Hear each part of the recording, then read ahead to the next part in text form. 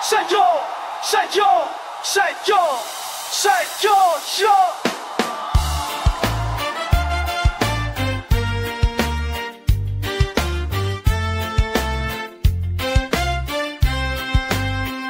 Yawa mga buhaya,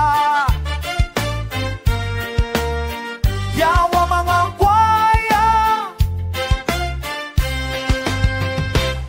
lumalangoy sa bahan na pera, kumakain ng pera mga buhaya, bumabaha ng pera sa bahay nila. Mga buhaya, bumabaha ng pera sa bahay, kawawa